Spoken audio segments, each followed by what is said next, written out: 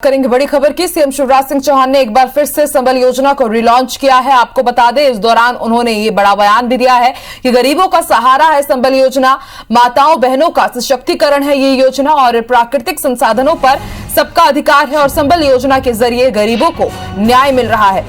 और उन्होंने ये भी कहा है कि पिछली सरकार ने इसे बंद कर दिया था। आपको बता दें, थोड़ी दिन पहले IBC 24 ने आपको जानकारी दी थी कि एक बार फिर से संबल योजना की शुरुआत होने वाली है।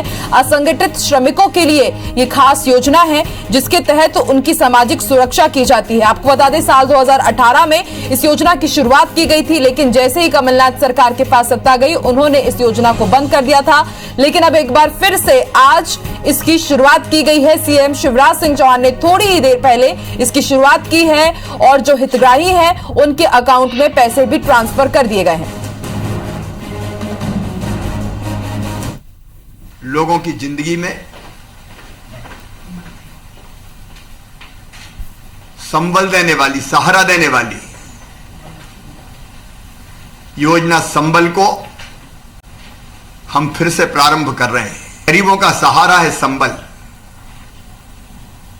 बच्चों का भविष्य है संबल, बुजुर्गों का विश्वास है संबल, मां बहन बेटियों का सशक्तिकरण है संबल। जनता की जिंदगी में, गरीब जनता की जिंदगी में नया प्रकाश है संबल।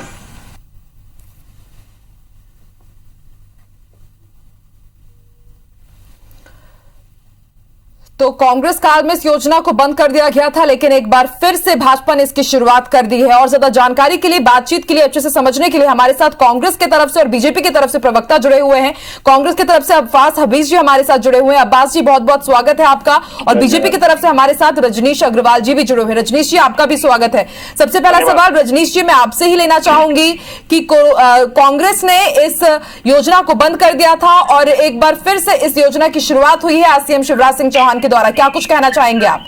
देखिए, मध्य प्रदेश का गांव गरीब किसान, जो श्रमिक है, जो मजदूर है, जो छोटा किसान है 5 एकड़ तक का, जो छोटा व्यापारी है, जो छोटी मोटी अपनी हॉकर जो है खोमचा चलाता है या मूंगफली बेचता है या समोसा जलेबी बेचता है, वो सब भी इस संबल योजना के दायरे में आने वाला है। जो बाहर से मजदूर आया है, जो लौटा है घर, वो भी संबल योजना में आएगा। संबल योजना में हम कर क्या रहे हैं? रोटी, कपड़ा, मकान, शिक्षा, स्वास्थ्य, संचार, पढ़ाई लिखाई, दवाई, बुजुर्गों की दवाई हो, बच्चों की पढ़ाई हो, कोई भी बात ऐसी छूटी नहीं है जो बुनियादी सुविधा ना हो। हम हर बुनियादी सुविधा को देने का काम इस संबल योजना में कर रहे हैं। कांग्रेस के पेट में दर्द है, बना रहे। हम इस योजना में 2 अतिरिक्त लोग लाभ ले लेंगे, निम्न मध्यम वर्ग के लोग, तो चलेगा, लेकिन किसी को वंचित नहीं रहने देंगे।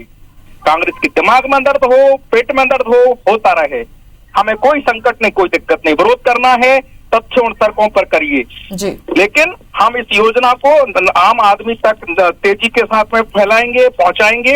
ये सबसे बड़ी योजना बनी है जो हर प्रकार के सर्वांगीण विकास की दृष्टि से जरूरी थी और इसीलिए मध्य प्रदेश में सरकार भाजपा की बनने पर मुख्यमंत्री शिवराज जी ने पुनः इसको चालू किया है और निश्चित तौर पर लाभ पहुंचेगा। कोरोना काल में तो ये बहुत अहम योजना है, क्योंकि जिस प्रकार का संकट है, उस संकट में आर्थिक और सामाजिक तौर पर एक बहुत बड़ा संबल योजना से मिलेगा। ठीक है रजनीश जी, आपने अपनी बात रख दी। अब अब्बास जी क्या कुछ कहना चाहते हैं, उनसे भी जान लेते हैं। अब्बास जी, आपकी जब सरकार थी, आप जब सत्ता में थे तो इसे बंद कर दिया गया था, लेकिन आज एक बार फिर से शिवराज सिंह चौहान ने इसकी शुरुआत की। क्या कुछ आप कहना चाहेंगे और साथ ही साथ आप जवाब भी दे दीजिएगा रजनीश जी जो कह रहे थे। देखिए, जोश और जज्बात से रजनीश जी भरे रहते हैं, बहुत अच्छे प्रवक्ता हैं, लेकिन इसका ये मतलब नहीं होता कि जोश में कही हुई हर बात सत्य हो। हमने प्रमाण दिए थे, हमने जो संबल योजना था इसको एक्सपोज किया था जब हम विपक्ष में थे। हमने सारे फोटोज दिए थे किस तरह से भारतीय जनता पार्टी के कार्यकर्ताओं को, जिनके पास अच्छी गाड़ियां, अच्छे घर, उनको संबल योजना का फायदा पहुंचाया जा रहा था। 2-3 निम्न मध्यम वर्गीय परिवार नहीं, बल्कि बहुत सारे इसके अंदर ऐसे लोग थे।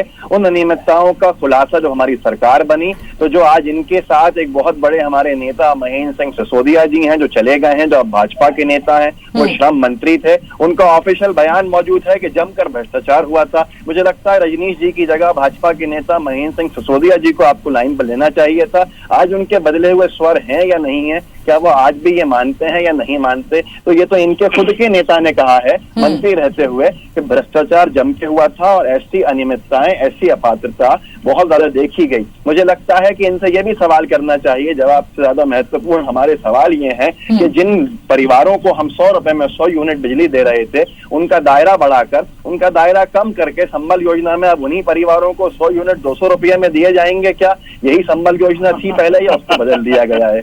या बदल दिया गया है उसको, ये हंसने से ज्यादा जरूरी है कि बताया जाए, क्योंकि हमने तो कम खर्चा कराया, हमने तो कम पैसे के अंदर ज्यादा चीजें जनता को दी। हमारी योजनाओं के माध्यम से उन योजनाओं को बंद किया जा रहा है, क्योंकि हमारे नाम से हमें नाम नहीं चाहिए, जनता के लिए सुकून चाहिए, जनता को आराम चाहिए। चलिए अब्बास जी, आपने जो तमाम आरोप लगाए हैं बीजेपी पर कि जमकर भ्रष्टाचार हुआ इस योजना के नाम पर, उसका जवाब मैं रजनीश जी से ही ले लेती हूँ। रजनीश जी, एक तो ये कि इन्होंने कहा कि भ्रष्टाचार हो रहा है, और दूसरा ये कि महेंद्र सिंह सिसोदिया जब कांग्रेस में तब उन्होंने खुद कहा था कि भ्रष्टाचार हो रहा है। समय खर्च नहीं होगा। मैंने सारे सवाल सुन लिए हैं, मैं जवाब दे देता हूँ। पहली बात तो भारतीय जनता पार्टी के नेता ने कोई ना आरोप नहीं लगाए। कांग्रेस में जो भूमिका थी, जिनकी जो भूमिका रही होगी, चाहे वो उस समय के सिंधिया जी की हो, महेंद्र सिंह सिसोदिया जी की हो या किसी दूसरे की हो, तो उन्होंने अपनी भूमिका के तहत अपनी बातें कही होंगी। सवाल है किसी को तथ्य तर्कों के दम पर कोई सजा, किसी प्रकार का प्रकरण दर्ज है क्या? नहीं है। संविधान की शपथ, बतौलेबाजी से कुछ नहीं होता। दूसरी बात यह है, इस योजना से हम लाभ, मैंने कहा, देने वाले हैं, किसी का लाभ कम करने वाले नहीं हैं।